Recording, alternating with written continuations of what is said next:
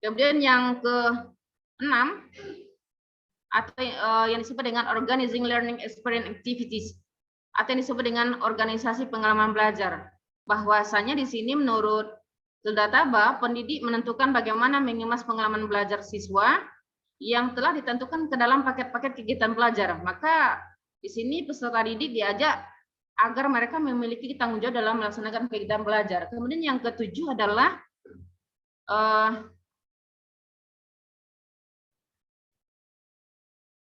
determination of what they evaluate and the ways mean of doing it, atau yang disebut dengan evaluasi. Jadi di sini dalam melakukan evaluasi, Hilda Taba menganjurkan adanya yang pertama menentukan kriteria penilaian. Jadi seperti apa penilaian dalam hasil belajar itu yang dibutuhkan. Kemudian yang kedua adalah menyusun program evaluasi yang komprehensif. Kemudian yang ketiga, teknik pengumpulan datanya seperti apa, kemudian interpretasi data, evaluasi, dan yang kelima adalah menerjemahkan evaluasi ke dalam kurikulum.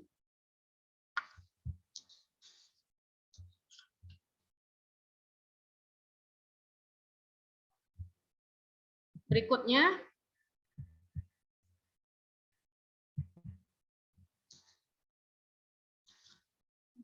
model pengembangan kurikulum menurut Oliva. Jadi menurut Oliva ini yang dikatakan kurikulum adalah kurikulum is the plan or program for all experience which the learning counter under the direction of the school. Jadi katanya adalah kurikulum adalah suatu program atau rencana yang dikembangkan oleh lembaga atau sekolah untuk memberikan berbagai pengalaman belajar bagi peserta didik. Ini di dalam bukunya Developing of the Curriculum yang diterbitkan oleh HarperCollins Publisher, New York tahun 1982. Sebetulnya teori apa namanya?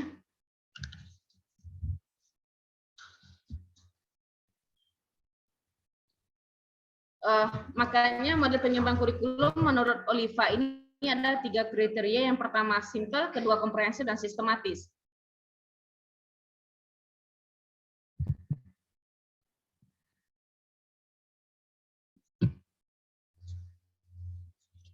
Dan perlu juga kita perhatikan bahwa model pengembangan kurikulum mempunyai 6 komponen. Yang pertama yang disebut dengan rumusan filsafat atau disebut dengan statement of philosophy. Yang kedua adalah rumusan tujuan umum atau statement of goal. Kemudian yang ketiga rumusan tujuan khusus atau disebut dengan statement of objective. Kemudian yang keempat adalah desain perencanaan atau design of plan. Kemudian yang kelima adalah implementasi yang disebut dengan implementation. Kemudian yang keenam adalah evaluasi atau evaluation. Kalau kita perhatikan model pengembang kurikulum yang 6 ini yang dikembangkan oleh Oliva mengacu pada school based kurikulum dan merupakan perpaduan antara model demonstrasi, model action research, dan model grassroots.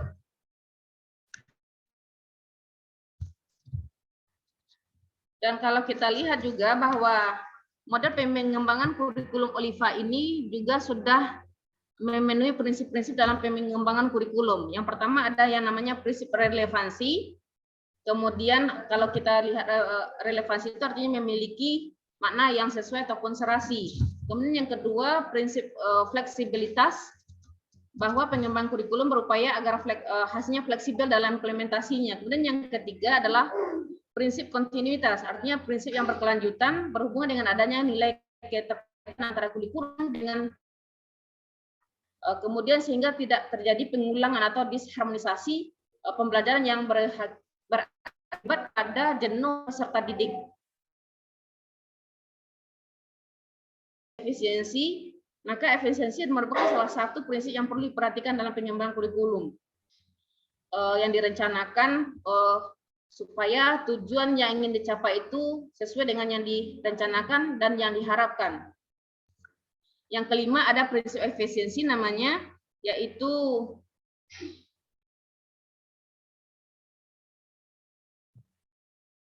bahwa dalam mengembangkan kurikulum, Oliva perlu mempertimbangkan prinsip efektivitas, yaitu sejauh mana rencana program pembelajaran dicapai. Nah, efektivitas mengatur aktivitas belajar peserta didik. Kemudian kita masuk, tetapi sebetulnya langkah-langkah pengembang kurikulum menurut Oliva ini ada sekitar 16 juga dalam makalah itu. 17 ya, 17. Memang tidak saya masukkan dalam PowerPoint, bisa dibaca di dalam makalah. Kemudian lanjut kita kepada pengembangan kurikulum, model kurikulum oleh Miller dan Seller.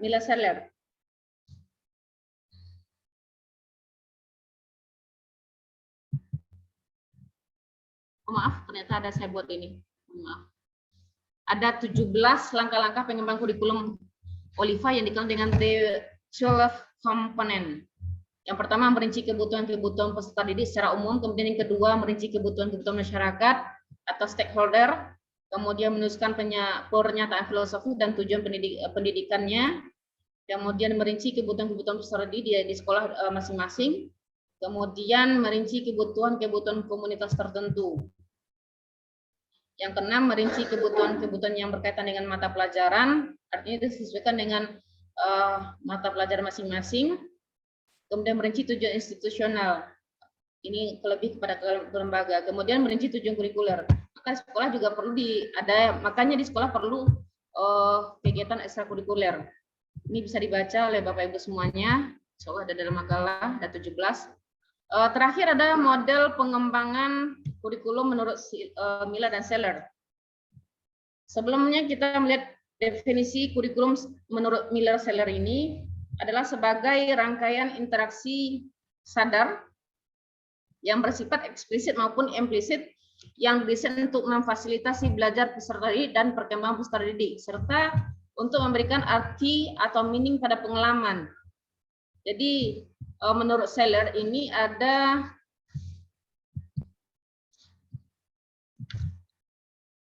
tahapan dalam pengembangan kurikulum itu ada 5. Yang pertama klarifikasi orientasi kurikulum. Ini berdasarkan pandangan filosofis, kemudian juga psikologis, termasuk juga sosiologis. Bagaimana seharusnya kurikulum itu dikembangkan. Kemudian yang kedua adalah pengembangan tujuan. Nah, dalam pengembangan tujuan, ini ada tujuan umum dan tujuan khusus berdasarkan orientasi kurikulum. Kemudian yang ketiga adalah identifikasi model belajar, model mengajar. Ini bagi dalam model ini bahwa pendidik perlu memilih model yang sesuai.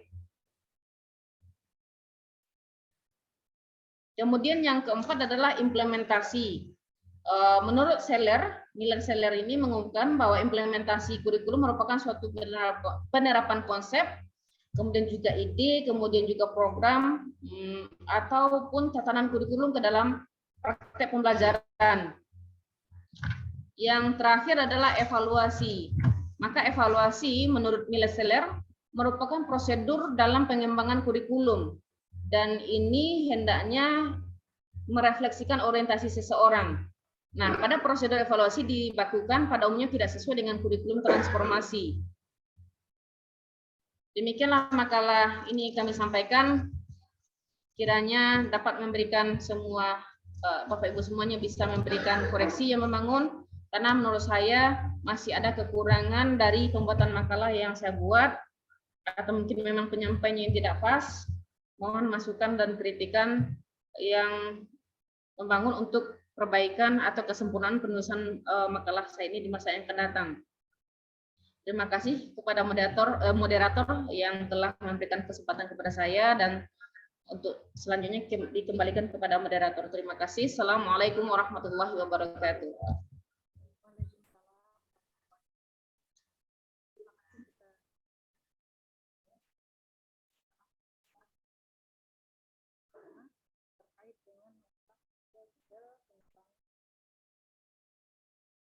Baiklah Bapak Ibu yang kita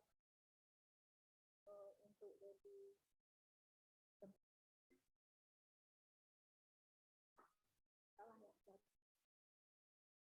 silakan Bu, your list tidak terdengar suaranya. Kurang terdengar. volumenya mungkin Bu.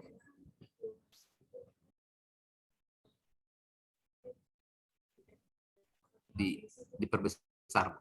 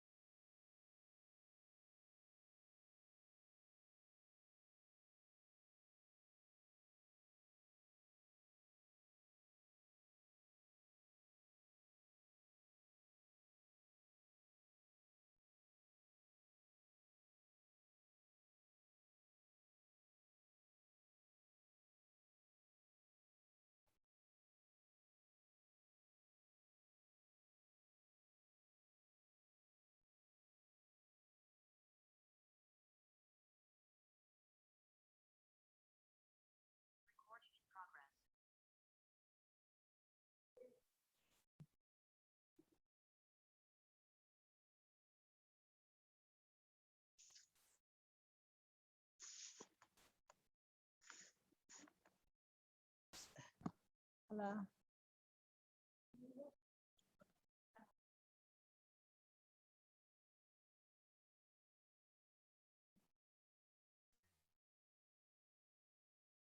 Baiklah. Cepat. Dengar Bu, lanjut Bu. Baik. Terima kasih banyak kepada Ibu Dialena yang telah menyampaikan, memaparkan isi dari makalahnya sekaitan dengan model-model pengembangan kurikulum. Ada 4 model pengembangan kurikulum yang akan kita diskusikan. Yang pertama adalah model pengembangan kurikulum Tyler, kemudian yang kedua Hilda Taba, kemudian yang ketiga model pengembangan kurikulum Oliva, dan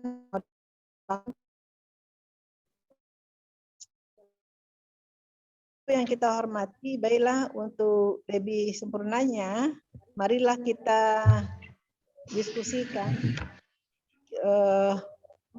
makalah ini. Untuk itu, pada kesempatan teman pertama ini, kita minta kepada kita untuk memberikan tanggapan terhadap makalah yang sudah disampaikan oleh Ibu Lena Sventarne. Pada penanggap pertama ini, tanggapan pertama sesi pertama ini, kita minta untuk 3 orang penanggap. Kemudian kalau ada kesempatan nanti kita buka seksi yang kedua.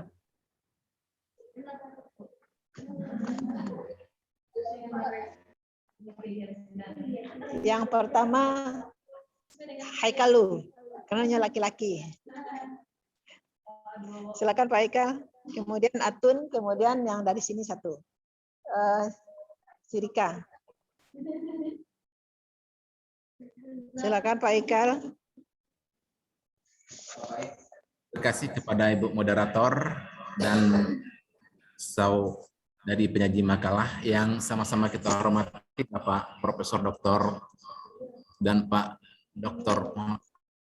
yang hadir bersama kita dalam diskusi dan pada siang ini. Yang pertama, sebagaimana yang telah dipaparkan oleh pemakalah tadi, itu ada 4 model pengembangan rancangan kurikulum. Itu ada Tyler, Taba, Olivia, dan Oliva, kemudian yang terakhir adalah Miller dan Scheller. Apabila kita melihat langkah-langkah yang telah dipaparkan tadi itu sangat beragam. Kalau kita lihat dari Tyler itu ada 4 tahap, kemudian Taba ada 8 langkah-langkahnya, kemudian Oliva ada 16, kemudian Scheller dan Miller itu ada 17. Ya. Jadi langkah-langkah yang dirumuskan oleh para pakar ini yang lebih dominan dipakai di Indonesia, terutama saat sekarang ini dalam pengembangan kurikulum itu adalah teori yang mana yang lebih dominan dipakai. Andai kata salah satunya yang lebih dominan, tentunya ada faktor yang menjadi alasan. Jadi alasan pemakaian daripada teori-teori model itu tentunya adalah suatu hal yang sangat orisinal gitu. Jadi dari hal tersebut kira-kira model mana yang lebih dominan dipakai di Indonesia pada saat ini tentang pengembangan kurikulum dan alasan apa suatu teori dipakai kemudian tidak mempergunakan teori lain. Terima kasih. Assalamualaikum warahmatullahi wabarakatuh.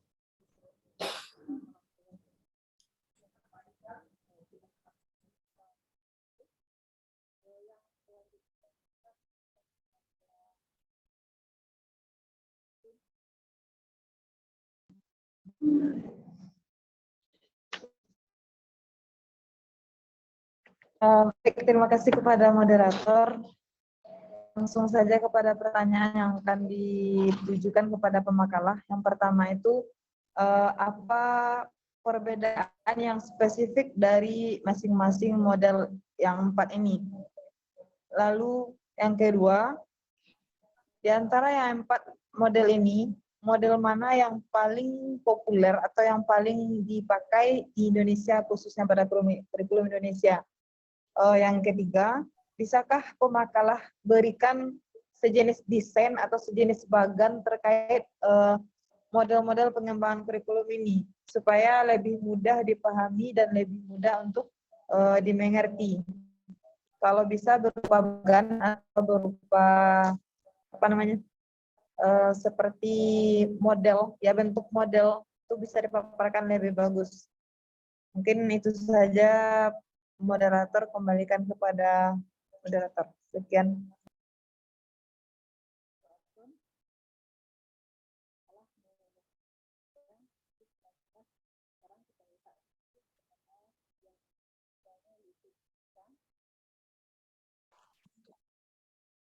Baik, terima kasih Bu Moderator. Assalamualaikum. Assalamualaikum warahmatullahi wabarakatuh. Yang kita hormati Bapak dosen pembimbing dan dosen pemangku mata kuliah kita. Kemudian yang kita hormati Bapak Ibu program Doktor PIB. Yang saya tanyakan di sini yaitu tentang 5 teori para ahli ini tentang model pengembangan kurikulum. Adakah kelemahan dan keunggulan dari model-model pengembangan kurikulum dari 5 teori ini? Kemudian contohnya seperti apa gitu dalam proses pembelajaran saat ini? Baik, terima kasih. Mungkin itu saja Bu Moderator. Assalamualaikum warahmatullahi wabarakatuh.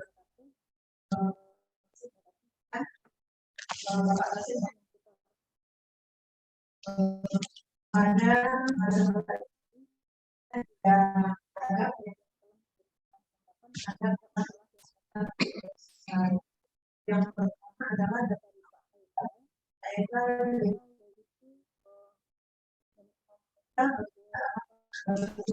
mana ya?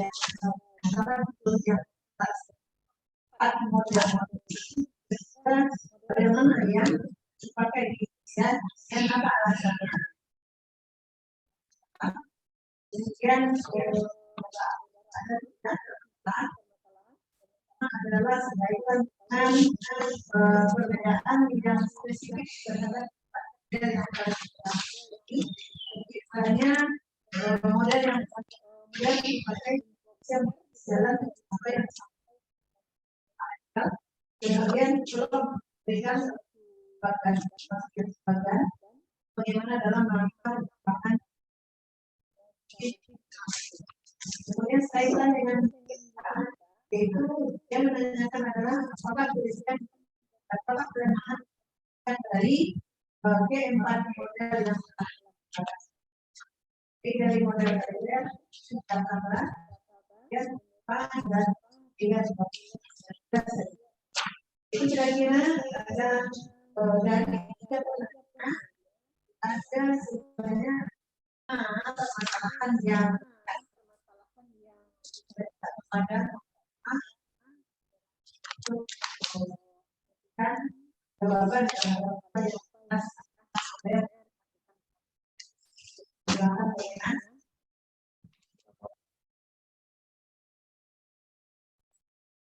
Baik Bapak Ibu semuanya, terima kasih atas masukan mungkin yang memang mungkin sebagian dari pertanyaan Bapak Ibu itu belum terangkum dalam makalah yang saya buat. Dari pertanyaan sebagian lagi bisa dibaca ataupun mungkin diulang kembali ya.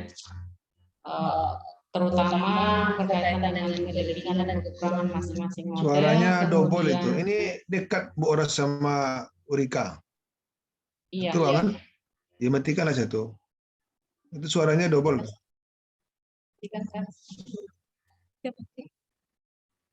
Berarti berarti Bapak Ibu di kampus ini sekarang. Iya, kami sudah dapat izin dari Pak Edi untuk kuliah dari Pak, sehingga kami harus tetap ke kelas. Oh begitu. Kalau tahu tadi terus saja lagi enak. Iya. Cuma 2 jam. Di apa aja ditutup aja Bu Rika, itu suaranya double untuk kemarin kedengaran. Di mute, yang lainnya di mute. Sudah Di mute. tutup. Yang lainnya di mute saja. Nah, Oke, kami lanjutkan. oke.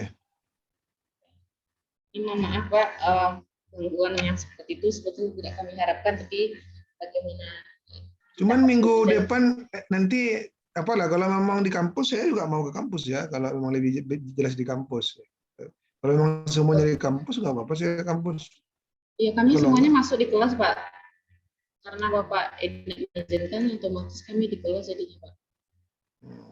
Ya nanti dibicarakan lagi lah, kalau mau ke kelas ya kita siap ke kelas juga. Atau nanti minta juga saran Pak Haji ya, Pak Prof, untuk ke depannya. Ya, silakan. Iya Pak. Oke Pak, makasih Pak.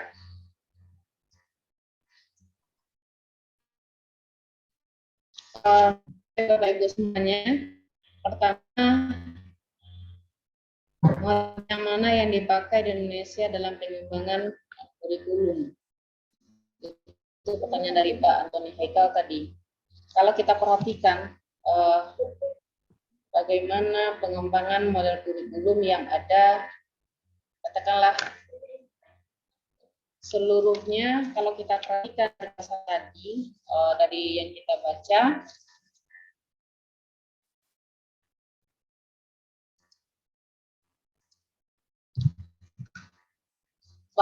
bahwasanya dalam sebuah pengembang kurikulum mesti membicarakan berkaitan dengan tujuan dari pembuatan kurikulum itu, mulai dari Taylor, kemudian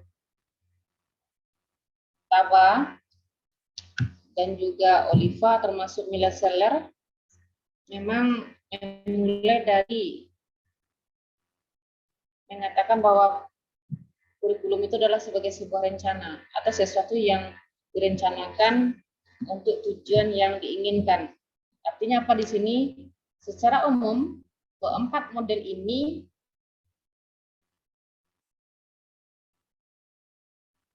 sama-sama ketika pembuatan model kurikulum itu perlu yang namanya menentukan tujuan dari pendidikan itu. Lalu mana yang dipakai?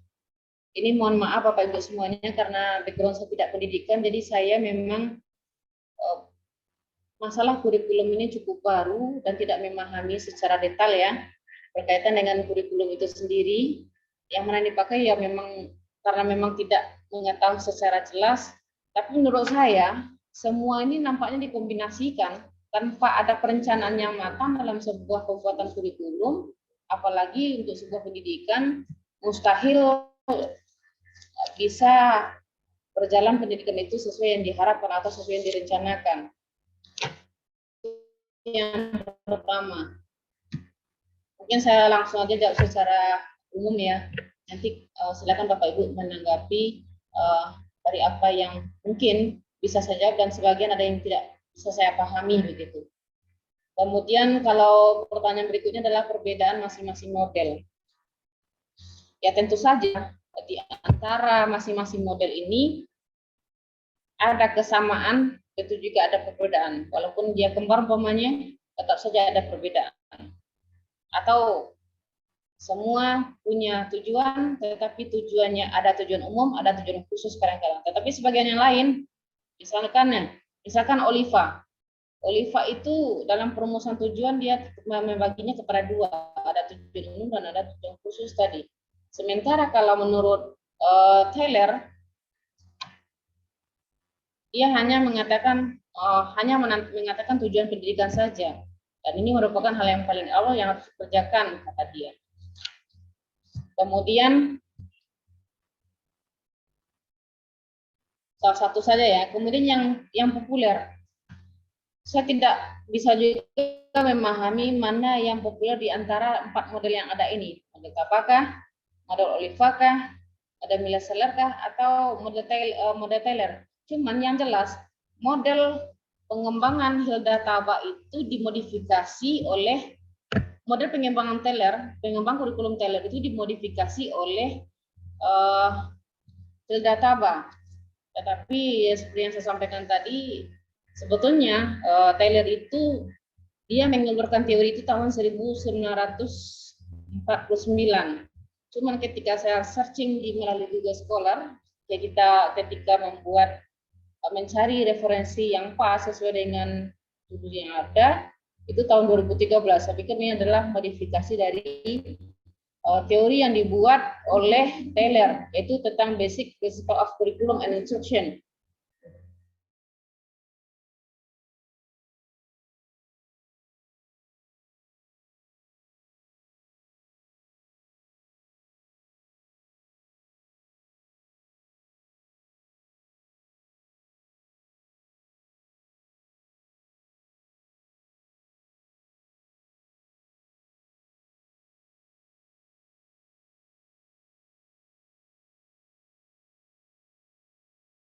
Mohon maaf Bapak Ibu, saya terlempar dari Zoom.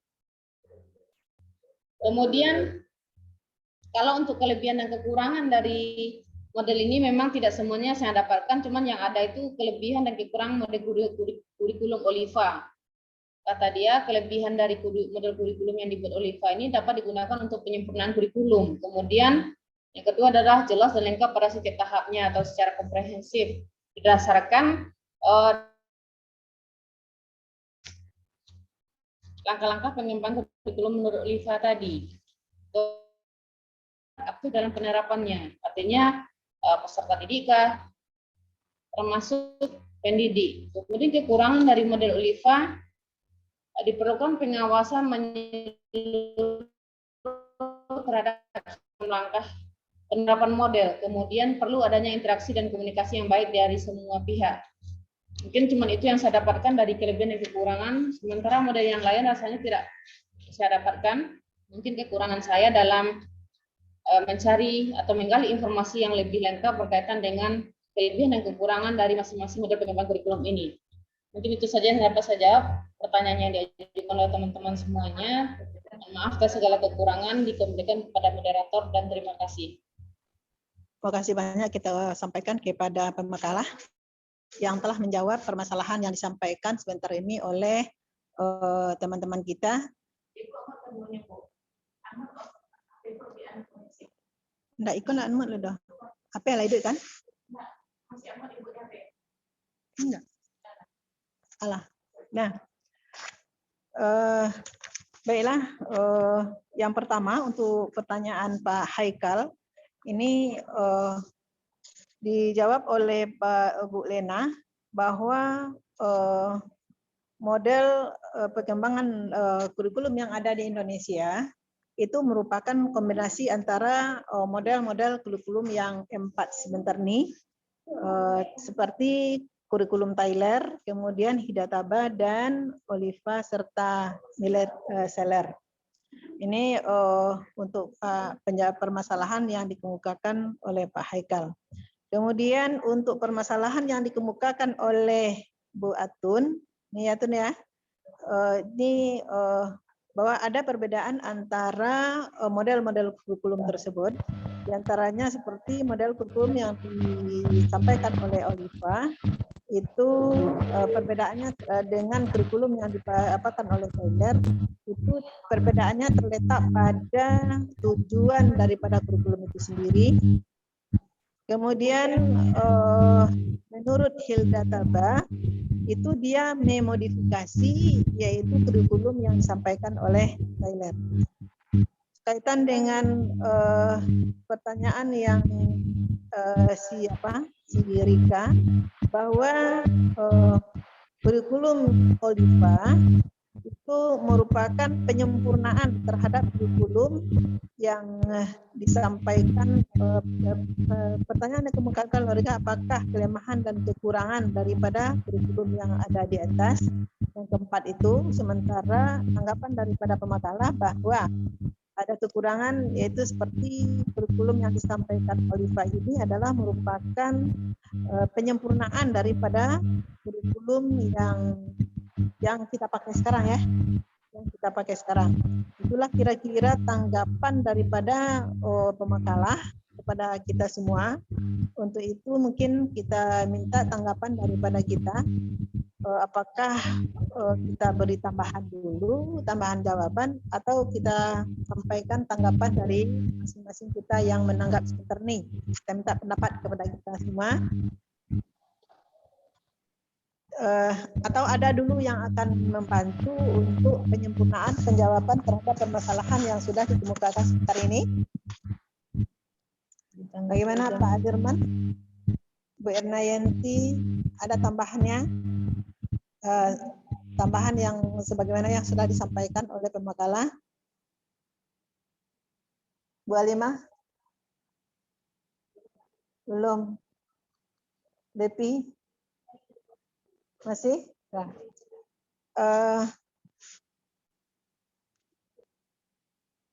Sekarang kita kembalikan kepada yang menanya, kepada Pak Haikal.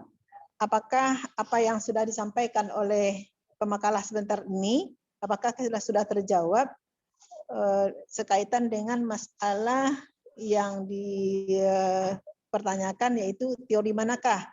Teori mana yang dipakai di Indonesia atau dengan alasan sebagaimana yang sudah dikemukakan oleh pemakalah sebentar nih.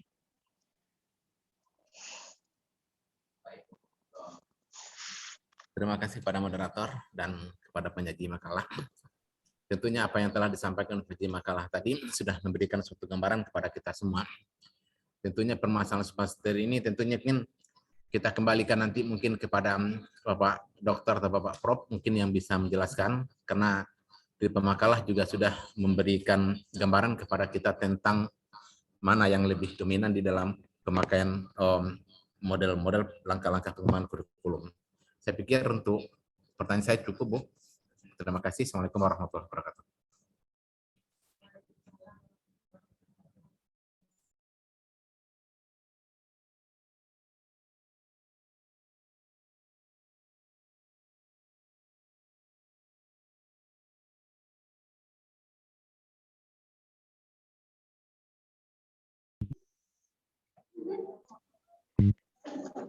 Pak Satun.